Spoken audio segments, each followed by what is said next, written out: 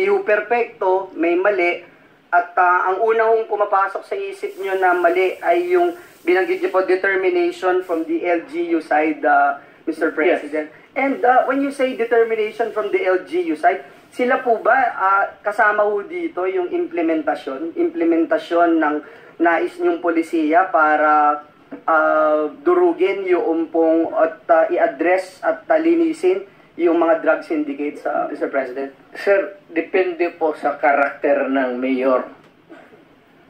Kasi may mga mayor na, yung complacent, tapos ayaw ng always looking forward to re-election, ayaw ng gulo, ayaw magkakaroon ng problema. So, itong mayor na kung gusto niya talaga mawala yung droga, ako noon, nung na-mayor ako, I was not looking toward a re-election. Wala sa isip ko yun. Ayan sila, si Bato. Nung nag-mayor ako, sabi ko, hindi ako interesado na ma-re-elected. Lahat. Ito ang gusto ko. Pati kayo mga pulis, huwag ninyo akong... Kasi pagka-mayor ka na, magpa-ano-ano ka lang, pa-lutay-lutay ka lang, walang mangyari sa Pilipinas, maniwala ka.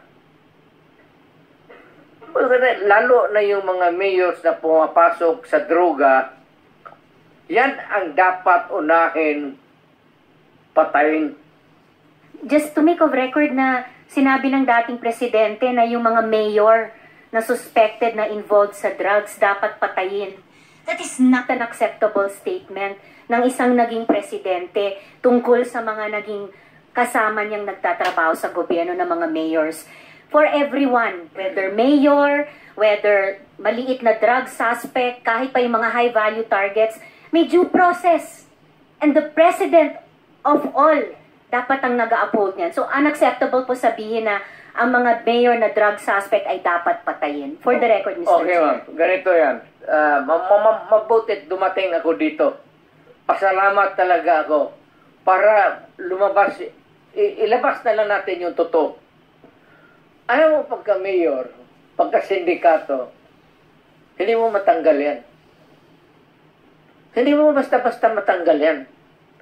And they are there, so many stories abound. Hindi na ako kailangan magbigay ng example sa inyo. Dito sa Maynila, mga mayors, pera. It's always money, money, money, money. Kaya pagka nandyan, either they are in cahoots with the law enforcers or yung ibang mayor takot. Yung sa probinsya, kung magka-mayor ka, kaya wag kayo, may nakikinig ngayon, wag kayo magpili ng mayor na pitsugin. Kasi wala talagang mangyari. Pagka mayroong mga sindikato, ex-policemen, ex-soldiers na may baril, tapos takot kang mamatay, walang mangyari sa siyudad mo. You have to, maraming problema na nakatago, ma'am, na hindi natin nakikita. Nasa undercurrent yan. Hindi natin nakikita yan. Sino po ba yung mga yon? Hindi, all over. Mayors. All over. Hindi ko masabi.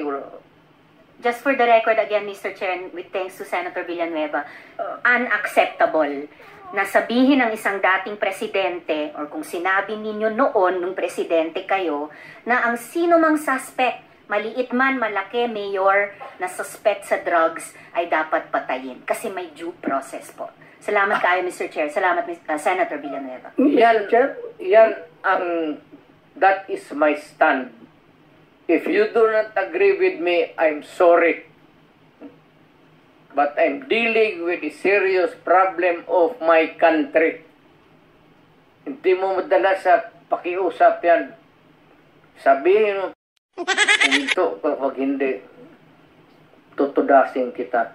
Yun ang, lalo ng pulis. Pulis. Pagka pumasok yung pulis doon, hindi mo sabi, "Hoy, pulis, huminto ka." Puntahan mo yung pulis, sabihin mo, mga pulis, kung mga tao na harapin ko, o dito, total, let us be, labas na lang natin yung, pati yung lungguay.